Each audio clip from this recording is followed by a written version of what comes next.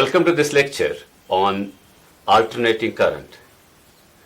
Physics में जब भी हम करंट की बात करते हैं तो स्टार्ट विद हम एक ऐसे सर्किट को रेफर करते हैं जहां पर हमने एक रेजिस्टेंस रखी है और एक बैटरी है। इस बैटरी को जैसे हम ऑन करें एक करंट ग्रो होती है फ्रॉम जीरो वैल्यू सर्किट में, फिर एक खास वैल्यू को लेके स्टडी हो जाती है। जैसे अगर हम ग्राफ एक बनाएं जिसमें हम टाइम के साथ करंट को प्लॉट करें, ये करंट आई है, तो इस ग्राफ की शेप तकरीबन इस तरह की होगी that a current will grow over a period of time to a certain value and then become steady for all the times. और अगर आपने उसके बाद सर्किट को ऑफ किया so this current may fall off like this. तो ये जो ग्रोथ है this could also be a growth something like this, जहां हमने करंट को ग्रो करते देखा, फिर स्टडी होगी, फिर डिके होगी। अगर इनिशियल और इस स्विचिंग ऑफ पार्ट को हम बाहर निकाल दें, क्योंकि they last for a very short time, जिसको हम ट्रांजिएंट स्टेट कहते हैं, फिर हम देखेंगे कि for the major time, for majority of the time interval except for switching off and switching on, the current it's maintained a steady value, ताकि हम इसको एक steady current कह सकें। अब इस steady current को अगर मैं approximately ऐसे draw करूं, so ये एक सही ग्राफ होगा where we see that current has maintained a constant value over a period of time, and that constant value is what I will refer to as I0. मगर this is not always true कि जब भी हम कोई current देखें वो हमेशा study ही हो, not necessary. ऐसा भी पॉसिबल है कि अगर हम एक डिवाइस जिसको हम AC जनरेटर यूज करें, AC जनरेटर जिसको हम कहते हैं, इसको हम यूज करें तो इसका जो आउटपुट होगा AC जनरेटर का, वो आउटपुट कुछ ऐसा दिखाई देगा कि यहां पर अगर हम टाइम प्लॉट करें विद रेस्पेक्ट टू करंट, ये हमारे पास करंट है, फिर जो इसका आउटपुट है एसी जनरेटर का, जिसको हम ऐसे डिनोट करते हैं that I the current at a given point of time is equal to I0 into sine omega t, या for that purpose EMF E is equal to E0 into sine omega t. तो graphically ये कुछ ऐसा दिखाई देगा। तो आप देखते हैं कि ओवर ए सर्टेन टाइम, जिसको हम कैपिटल टी या इस करंट का टाइम पीरियड कहते हैं, ये करंट स्टार्ट करता है फ्रॉम जीरो, एक मैक्सिमम वैल्यू को टच करता है, that maximum value is like this a peak value, फिर उसके बाद डिक्रीज हो जाता है, फिर जीरो को टच करता है, फिर एक डायरेक्शन में रिवर्सल आ जाता है, और उस रिवर्सल के बाद एक टाइम टी के कंप्लीट होने पर फिर एक जीरो वैल्यू को टच करता है। ये जो पूरा एक साइकिल है इसको हम एक फुल साइकिल कह सकते हैं। तो हम देखेंगे कि यहां से लेके यहां तक ये फुल साइकिल एक टाइम स्पैन या एक टाइम इंटरवल पर लास्ट करता है, जिसको हम एक तरह से इसका टाइम पीरियड कह सकते हैं। फिर अगर हमें इस करंट की फ्रीक्वेंसी चाहिए हो तो फ्रीक्वेंसी के लिए जैसे वेव मोशन में हम फ्रीक्वेंसी को डिफाइन करते हैं that it is equal to 1 divided by time period. Same formula is true here कि इसकी जो फ्रीक्वेंसी होगी that frequency will be the reciprocal of this time period. Normally जब हम हमारे घरों में अल्टरनेटिंग करंट्स को देखते हैं, we have this value in India, the frequency of an AC of nearly 50 hertz. अब ये 50 हर्ट्ज का फ्रीक्वेंसी ये बताता है कि एक सेकंड में जो ये साइकिल्स हैं, these cycles will be 50 in number completed during 1 second. अब इस साइकिल में जो ये पार्ट है where the current remains positive. Positive is now indicator of its direction in the circuit. इसको हम positive half cycle कहते हैं, और this part of the current जहां पर ये अपने डायरेक्शन को रिवर्स करती है we call it as negative half cycle. तो एक पॉजिटिव हाफ साइकिल और एक नेगेटिव हाफ साइकिल एक फुल साइकिल बनाते हैं, and that full cycle you can see is containing the negative and the positive half cycles. I will say कि अगर मैं ये positive half cycle का time period लूं, it lasts for 0 to t by 2. इस तरह से यहां t/4 होगा, ये 3t/4 होगा। तो इस कर्व में एक सिमेट्री है और ये एक साइनसॉइडल कर्व है। That sinusoidal curve is representing A sinusoidal AC। It is possible कि जब हम इस तरह के सिग्नल्स की बात करें, इनको हम वर्ड सिग्नल से भी कई बार मेंशन करते हैं फिजिक्स में, तो एक सिग्नल जिसका जो वेरिएशन है, that variation could be sometimes as complicated as this also. तो ये जरूरी नहीं है कि हर बार आपको एक ऐसा स्मूथ कर्व मिले, लेकिन टू स्टार्ट विद हम इनिशियली इन सिग्नल्स को, जिनको हम AC कहेंगे, हम एक साइनसॉइडल ही ट्रीट करके चलेंगे और कुछ मैथमेटिकल एनालिसिस जो हम करेंगे अभी, that will be later useful, क्योंकि बाद में हम देखेंगे कि इट इज पॉसिबल कि a number of signals which may not be of sinusoidal nature can be represented in terms of the sinusoidal AC। और एक टेक्निक जिसको हम फोरियर एनालिसिस कहते हैं, मैथमेटिक्स की टेक्निक, उस फोरियर एनालिसिस के मदद से हम और भी काफी सारे सिग्नल्स इन साइनसॉइडल वेव्स या साइनसॉइडल सिग्नल्स की टर्म्स में रिप्रेजेंट कर सकते हैं। अब जो हमारे पास एक DC है, जहां पर हमने देखा कि करंट हमेशा अपने आप को एक खास पीक वैल्यू पर मेंटेन करती है, except for the growth and this decay phase. यहां जो ये पीक वैल्यू हमेशा, अगर सपोज I0 रही, सो this is current versus time. इस केस में ये करंट सिर्फ एक बार, एक साइकिल में, दो टाइम या पहले पॉजिटिव हाफ साइकिल में फिर नेगेटिव हाफ साइकिल में उस पीक वैल्यू को टच करती है। For rest of the times आप देखेंगे कि ये पीक वैल्यू से कम वैल्यू मेंटेन कर रही है। तो here it is 0, then it grows, suppose this peak value is 5 ampere, फिर 0 से 1, 1 से 2, 2 से 3, 3 से 4, 4 to 5, फिर 5 पर कुछ देर रहेगा, then it will fall back to 4, 3, 2, 1, 0 and so on. तो ये एक टाइम वेरिंग चेंज जो है, इसको हम मैथमेटिकली कैसे टैकल करते हैं, तो हमारे पास कुछ वैल्यूज जिनको हम एवरेजिंग वैल्यूज कहते हैं, इस तरह से राइज करेंगे और हम उनको कैसे मैथमेटिकली डिफाइन करते हैं और फिर किस तरह से उनको हम मैथमेटिकली डिराइव करते हैं, that would be our first attempt. तो इसमें हमारा पहला टर्म जो होगा, that will be what is average value, average और mean value of AC, mean value of AC। Averaging से हम ऑलरेडी अप्राइज थे। मैथमेटिक्स में एवरेजिंग हम कहते हैं कि अगर काफी सारी ऑब्जर्वेशंस हो और उन ऑब्जर्वेशंस का नंबर या उनका जो से वैल्यू हो, वो वैल्यू भी वेरी होता रहे और उनका नंबर भी अच्छा खासा हो, तो हम इस तरह से एवरेज निकाल सकते हैं 1 + 2 + 3 + 4 + 5। तो मेरे पास 5 ऑब्जर्वेशंस है, 1 2 3 4 5। मैंने इन सब ऑब्जर्वेशंस को ऐड किया and then I divide by the number of observations. तो इसको हम एवरेज ऑफ 5 ऑब्जर्वेशंस कहेंगे, which is sum of observations divided by number of observations. तो इस रिजल्ट को हम इस ACs के लिए कैसे यूज करते हैं, दैट वे ये आप ख्याल में रखें कि you may have to take sum of sum quantity and divide it by number, so we can think of averaging an AC like this, कि ये हमारे पास एक अल्टरनेटिंग करंट है और इस अल्टरनेटिंग करंट में, जैसे मैंने कहा, एक पॉजिटिव हाफ साइकिल है, एक नेगेटिव हाफ साइकिल है। 0 to T/2 positive half cycle loss करता है, फिर T/2 to T एक नेगेटिव हाफ साइकिल लॉस करता है।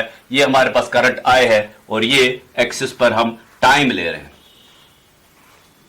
अब इस एवरेजिंग प्रोसेस में अगर एक फुल साइकिल हम लेते हैं, ये एक फुल साइकिल है, इस फुल साइकिल को अगर आप कहेंगे कि what is the value of I average, this indicates I average, या ऐसे भी आप इसको लिख सकते हैं I average, what is the value of I average for full cycle, average full cycle. तो मैं ग्राफ को देख के बता सकता हूं that if we add these values which are positive and if we add these values which are negative, the values which are positive are equal in number to those values which are negative, and this answer will come out to be equal to 0. That means अगर मैं यहाँ पर एक value लेता हूँ जिसको मैं instantaneous value कहूँ I1, फिर इंस्टेंटेनियस वैल्यू I2, फिर इंस्टेंटेनियस वैल्यू I3, इस तरह से मैं यहाँ से लेके यहाँ तक In तक वैल्यूज ले लूं, so this is up to In. What you will see is कि some of these values are positive, some of them are negative. Because of symmetry of the positive half cycle and negative half cycle, that values which are positive is equal to the number of values which are negative, and the sum total of these values will be 0, which means that the average value over full cycle of an AC is equal to 0. We can somehow reduce this value from 0 to some finite value अगर हम खाली एक positive half cycle लें या खाली एक negative half cycle लें. So let's work out कि what will be average value for a positive half cycle. So मैं ये definition कुछ इस तरह से लेता हूं कि if I have to calculate current any time, I find total charge divided by total time. So this is the average value. You are already apprised of average velocity, total displacement divided by total time. In the same way, if we think of the average current in circuit, we will say it is total charge divided by total time. Now, charge here is changing from moment to moment. क्योंकि current का magnitude आप देख रहे हैं वो बदल रहा है. So what I do is I take a very small time. मैं इसमें एक छोटा सा time interval लेता हूँ. Let that time interval, ये जो time interval है, ये time interval है dt. Let me see that how much charge flows in the circuit during time dt. So it is very simple. When I say I is equal to dq by dt, you will agree with me कि जो dq की value है, that is the charge which is introduced into the circuit during a small time dt would be equal to I into dt. ये I जो है, it is value of current at that instant of time जहां पर हमने इसको उस time interval के साथ multiply किया है. So I into dt gives dq. Now from here, if you ask me how to obtain the total charge entering into circuit for half cycle, so I'll say this is average current for positive half cycle. ये symbol क्या कहता है? This is average value, I bar is average value for positive half cycle. It will be the total charge which enters the circuit for positive half cycle divided by the time span, the time spent for completing the positive half cycle. Now I see from this graph that time which is spent from 0 to t by 2 is the time span of positive half cycle. So it will be a time of t by 2 which we are spending. And what will be the total charge entering into the circuit, वो मैं एक integration करता हूँ इस equation का. I will integrate dq between the limits 0 to t by 2. So you can understand that if dq is charge entering in a time dt, then total charge which enters from 0 to t by 2 will be given by this integral. तो इसको मैं ऐसे भी express कर सकता हूँ. If I write in place of dq I into dt, so I have integration from 0 to t by 2 dq की जगह I dt divided by t by 2. Still better जो हमारे लिए एक generalized formulation बन जाती है would be 0 to t by 2 I dt divided by, इस t by 2 को मैं ऐसे एक इंटीग्रल के साथ एक्सप्रेस कर सकता हूं. I integrate dt between the limits 0 to t by 2. तो ये आप ख्याल रखें that a generalized definition of averaging could mean कि अगर मेरे पास एक फंक्शन है y is equal to f of x, मैं इस f of x का एवरेज वैल्यू निकालना चाहता हूं with respect to some variable dx. जरूरी नहीं वो टाइम हो, it can be anything. Then what I do is I do it like this, integration of f of x with respect to x divided by integration of dx. Suppose I want to do this averaging between a limit 0 to a, so I set the limit from 0 to a. This gives you the average value of f of x. तो ये जो value है, this will be average value of f of x in the interval 0 to a. तो आप देखते हैं कि जो करंट हमारे पास है ये एक फंक्शन है टाइम का, it's a function of time. So I want what is the average value of current in the circuit in the time limit 0 to t/2. तो ये फंक्शन मैंने टाइम के साथ इंटीग्रेट किया है.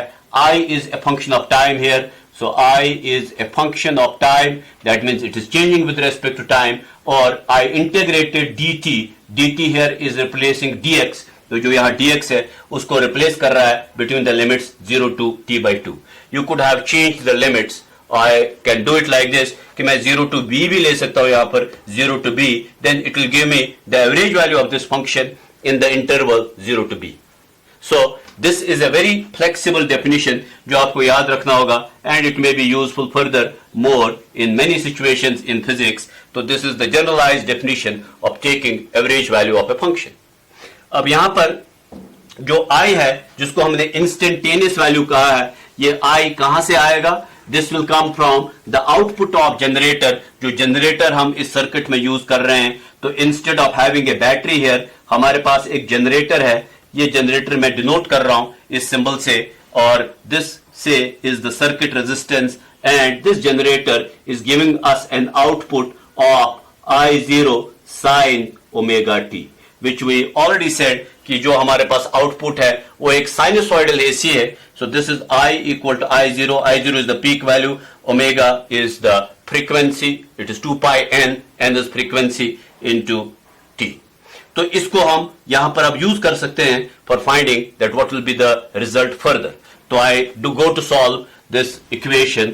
आई have now the average value of the AC which is sinusoidal in nature over a positive half cycle. So I have I average over positive half cycle of AC equal to integration from 0 to t/2 I dt divided by integration of dt from 0 to t/2. That is equal to integration from 0 to t/2 I0 sin omega t dt divided by integration from 0 to t/2 dt. So this should be the result now. अब देखिए जो I0 है वो तो एक constant है, so that I am removing and I have I average. मैं इसको ड्रॉप कर रहा हूं पॉजिटिव हाफ साइकिल को. यू कैन अंडरस्टैंड कि we are finding the I average for positive half cycle. When I integrate dt, ये t हो जाता है स्मॉल t, और जब मैं इसको लिमिट्स देता हूं those limits will make it t/2. So I solve it like this now. यहाँ I0 मैंने इंटीग्रल के बाहर ले लिया into integration from 0 to t/2 sin omega t dt divided by. So integrating dt with respect to these two limits makes it t/2. I can say that integration of dt is t, and I give the limits to t/2 0. So I have I0 into integration of 0 to t/2 sin omega t dt divided by, तो ये हो जाएगा आपके पास t/2. मैं इस t/2 को left hand side में shift करता हूं. So I write it further. I average into t/2 is equal to I0 into integration of sin omega t dt. अब sin omega t as an integral, और ये एक function of function है जहां पर ओमेगा जो है it is a quantity which is independent of time. इसको हम कैसे सॉल्व करते हैं, लेट्स गो फर्दर.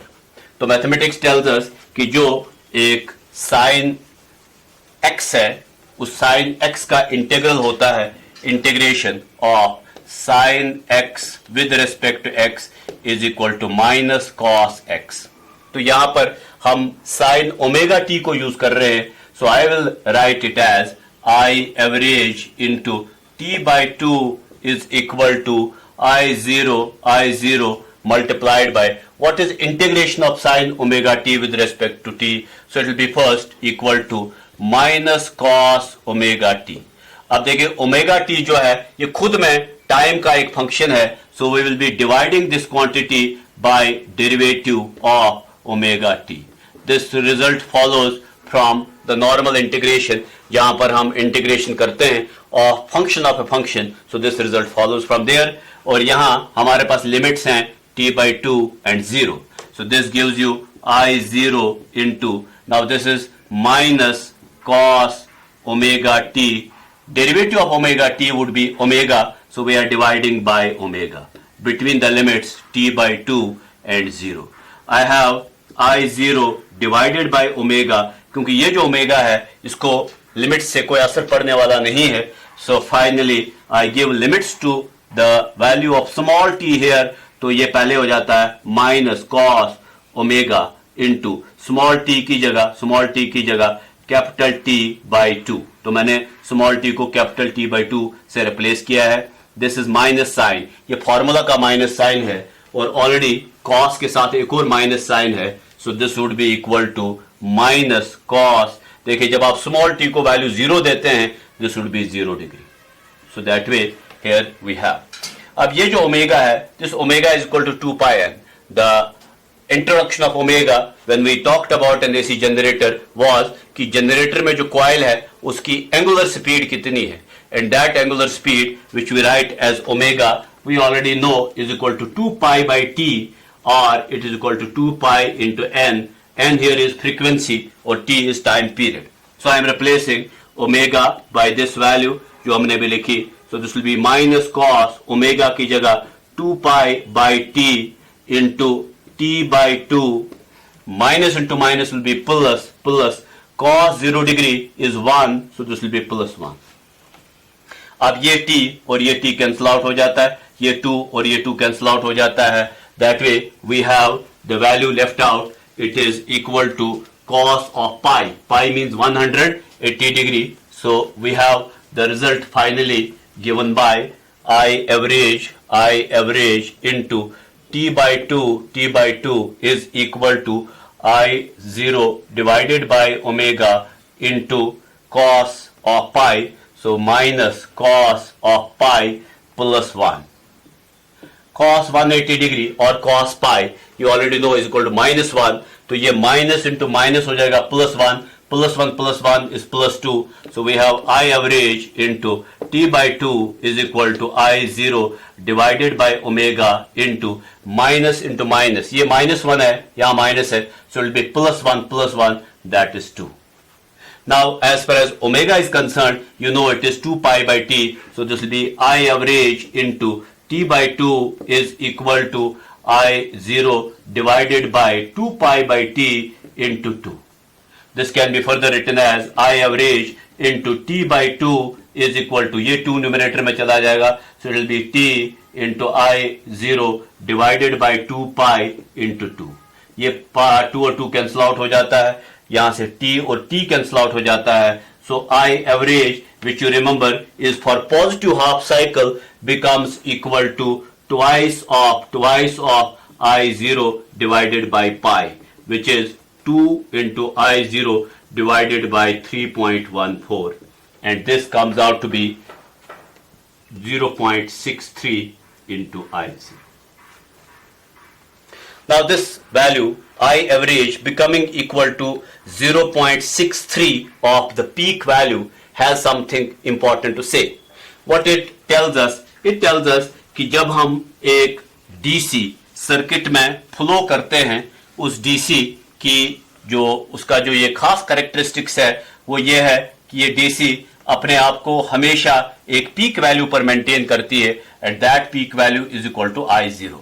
अगर हम इस DC की जगह जो एक स्टडी करंट है इसकी जगह एक AC सर्किट में इंट्रोड्यूस करें, वो सर्किट जिस सर्किट में हम AC फ्लो कर रहे हैं वो सर्किट इस AC को एक साइनसॉइड के तौर से देखता है। अगर AC साइनसॉइडल हुई तो जो इसकी वेरिएशन होगी वो वेरिएशन ये होगी, दैट मीन्स एक साइकिल में सिर्फ 2 बार ये इस पीक वैल्यू को टच कर पाएगा, बाकी टाइम ये पीक वैल्यू से कम रहेगा। और ऑन एन एवरेज हमने कितना चार्ज को फ्लो होते हुए देखा, that we can obtain from this expression. So the average current will be, now I can write average current here as 63% of I0. सो अगर यहां पीक वैल्यू सपोज 5 एम्पियर थी, so this was the peak value of 5 ampere. In this case, you don't see every time 5 ampere. You see it that the average value for positive half cycle will be 63% of that peak. तो अगर मैं average current को यहां plot करूं, see this red dotted line is touching the axis. This point is 0.63 of I0. तो ये अगर I0 हुआ, this is I0. So this is 0.63 of I0. So this would be the value of the average current in the circuit if we see the value from mathematical workout. If we now think of a negative half cycle, the only change for negative half cycle would be कि you can obtain the average value for a negative half cycle by doing the similar mathematical exercise. लेकिन आपको change कहां लानी होगी? You'll say that this is I average for negative half cycle. It will be equal to integration of I dt. I dt you understand is I0 sin omega t dt. Between the limits हमने t by 2 से start किया, t पर end किया, divided by integration of dt हमने t by 2 से start किया, t पर end किया. This way आप देख सकते हैं जो t by 2 पर start होगा वो ये हाफ साइकिल t by 2 से स्टार्ट होके t पर एंड होता है. So this is negative half cycle as per the mathematical formulation. जैसे हमने पॉजिटिव हाफ साइकिल के लिए एवरेज वैल्यू निकाली, you will see that if you solve this by substituting I equal to, so this will be t by 2 to t, this will be I0 sin omega t dt divided by integration of dt. Now you can again see जब आप dt को integrate करेंगे it will be t minus t by 2, that means time will remain as t by 2 and this will be the I average for negative half cycle. अगर आप इस integral को solve करते हैं which is not difficult क्योंकि वही formulation जो हमने यूज की एक्सेप्ट फॉर द लिमिट्स बदल गए t to t by 2, so this comes out to be minus 0.63 of I0. और ये फॉर्मुलेशन जो है, this formulation is going to show us कि करंट का जो बिहेवियर है वो वैसा ही है except for its magnitude which remains. जो मैग्नीट्यूड वैसा ही रहा but the direction is reverse then before. That means जो हमारे पास एक नेगेटिव करंट का कंसेप्ट है वो ये है कि here will be the value of current which will be for the negative half cycle. Since it's a negative half cycle, the average value also will be negative. If it was a positive half cycle, the average value will also be a positive value. So this was about the average value of current. We have seen in this lecture that how we talk about initially a direct current as a steady current in a circuit. Except for the growth and decay, this current is going to maintain a steady value or a constant value. वो direction और magnitude में बदलता नहीं है over a period of time. और अगर इसके मुकाबले में हम एक एसी जनरेटर सर्किट में यूज करें, उस एसी जनरेटर का जो आउटपुट होगा that will B A sinusoid. ये साइनसॉइड अपने मैग्नीट्यूड को भी और डायरेक्शन को भी चेंज करता है पीरियोडिकली. और मैग्नीट्यूड की जो मैक्सिमम वैल्यू है जिसको हम पीक वैल्यू कहते हैं, ये साइकिल में एक हाफ साइकिल में एक बार उस पीक वैल्यू को टच करता है फिर उसके नीचे रहता है. अब हमारे लिए मुमकिन है कि अगर हम एक फुल साइकिल लें, उस फुल साइकिल में हम टोटल चार्ज और टोटल टाइम को डिवाइड करें आपस में, which gives us the average value, the answer will come out to be 0. क्योंकि जो पॉजिटिव हाफ साइकिल और नेगेटिव हाफ साइकिल है ये एक दूसरे के इन्फ्लुएंस को कैंसिल आउट करेंगे. हाउएवर अगर हम सिर्फ एक पॉजिटिव हाफ साइकिल लें तो उसमें एक फाइनाइट वैल्यू मिलेगी which comes out to be 0.63 into the peak value. और इसी चीज को अगर हम रिपीट करें एक नेगेटिव हाफ साइकिल के लिए, it again comes out to be 0.63 but the answer will be minus because the cycle is negative. फिर physically आपने देखा how we interpret that average value, that you have the average value being represented by a dotted line as you see in the positive half cycle and the negative half cycle. अब हम इस result को interpret करते हैं कि अगर हमारे पास एक एसी है जिसकी पीक वैल्यू I0 है, ये इसका एक फुल साइकिल है और इस फुल साइकिल में हम देख रहे हैं कि अगर मैं ये कहूं कि how much is the charge entering the circuit, how much is the charge entering the circuit over a period of time t by 2, सो हमारे पास एक इंटरप्रिटेशन है. The interpretation goes like this कि अगर ये एक ग्राफ है f of x versus x, मान लीजिए हमारे पास एक ग्राफ है और अगर ये ग्राफ 0 0 को टच करता है, if I say that what is the value of this integral, ये इंटीग्रल है, we are taking it from x equal to 0 to some x equal to say a, what is the value of the integral f of x with respect to x from 0 to a? The answer is that the value of this integral as per the interpretation of definite integration is equal to the area which I am showing shaded, this area. Or what is this area? It is area under the graph above x-axis and between the ordinates x equal to 0 to x equal to a. So it is area under graph above x-axis and between x equal to 0 and x equal to a. यहां आप देखें कि हमने असल में क्या किया, हमने मैथमेटिकली कुछ ऐसा निकाला that we have found I average equal to integration of I is a function of time dt between the limits 0 to t by 2 divided by t by 2. ये हमने किया. अब आप इसको इंटरप्रेट करें कि इस रिजल्ट ने हमें एक value they the and that value has come out to be 0.63. तो जो ये एवरेज वैल्यू है, जब मैं इसको प्लॉट करता हूं यहां पर इस ग्राफ में, say this is 0.5, this is 0.63, so I plot it like this. और अगर मैं यहां एक ऑर्डिनेट ले लेता हूं at t by 2, here is the ordinate, ये है ऑर्डिनेट एक और, this ordinate is at t equal to 0 and this is the ordinate at t equal to 2. तो देखिए आपके पास एक एरिया मिल गया. Now this area is representative of the charge which has been sent into the circuit by the source of charge during the time 0 to t by 2. If we have a proper graphical paper and on that graphical paper you find out that this area with these two flanks included, ये वाला flank इतना और ये वाला flank included, if we calculate this area, it will come out to be the area under this graph above the time axis and between the ordinates 0 to t by 2. So हम यहां से क्या infer करते हैं? हम ये infer करते हैं that if we instead of taking the actual values of the alternating current, the actual instantaneous values of alternating current in the circuit, if we instead take the value, this is the average value, I average, and multiply this average value by a t by 2 factor, this is t by 2 factor, then this average value into t by 2 which we have obtained like this, average value into t by 2 gives the value of this integral. So this is I average into t by 2 gives the value of the integral 0 to t by 2 I dt.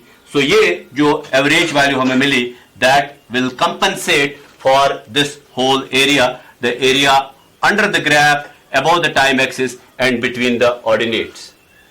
We have emerged with a definition for average value of current in the circuit. Average value of alternating current, जब मैं alternating current कहूं तो sinusoidal of an alternating current is equal to that magnitude of current which would send the same amount of charge into the circuit during the time t by 2 as was sent by the actual current during the same time. So again I repeat that average value is that value of current, ये जो आप देख रहे हैं, this is the average value. It has sent some charge into the circuit. That charge I am representing through this red shaded portion. And this charge is equal to the charge which would have been sent by this current, the black line. and the area under the black line would be this much, and this charge is equal to the charge sent by the average value. So जो एक actual current, जो एक changing current है, जो value भेजता है charge का circuit में, वही वैल्यू एक एवरेज वैल्यू भी भेजता है over the period t/2. So this way you should be able to give a physical interpretation to what actually the average value tells us. अब हमने करंट की बात की, लेकिन the same discussion can hold for an EMF also. जब हम एक EMF लिखते हैं, we write an EMF as E0 sin omega t. What is this E0 actually? This E0 is कि अगर आप देखो Ohm's law says that for a circuit when they say V is equal to IR, I is equal to V by R, तो यहां पर एक relation बना रहे हैं कि अगर हमारे पास एक सर्किट है जिसमें हम करंट ढूंढ रहे हैं, I0 will be equal to E0 divided by R. So I can think of a relation when I write I is equal to I0 sin omega t. अगर मैं इस I0 को रिप्लेस कर दूं E0 by R से, so I is equal to E0 by R into sin omega t. और अगर मैं इस R से मल्टीप्लाई करूं, I into R is equal to E0 sin omega t. Now if I have IR, this IR is basically the EMF, instantaneous value of EMF at a particular instant of time, so it will be E equal to E0 sin omega t. So this relation, which we can graphically plot again, has the similar meaning जैसे हम एक alternating current को deal कर रहे थे, ऐसे अब अगर हमने एक alternating EMF को ऐसे प्लॉट किया, this is the plot of alternating EMF. This would be the value of E0 peak value. This is t/2, this is t. So in a full cycle, if you want to find out that what is average value of EMF over a half cycle, my answer to this would be that average value of EMF for a half cycle is integration of E dt with limits 0 to t/2 divided by t/2. And what is this? E, this is equal to integration from 0 to t/2 of E0 sin, E0 is peak value, sin omega t dt divided by t/2. और आपको क्या answer मिलेगा इसमें? Your answer will be that this E average over half cycle, suppose हम positive half cycle ले रहे हैं, will be plus 0.63 of the peak value. ये इसका peak value है. So the similar type of thing will be holding true for a negative half cycle. Average value of EMF for a negative half cycle, this is negative half cycle would be minus 0.63 of E0.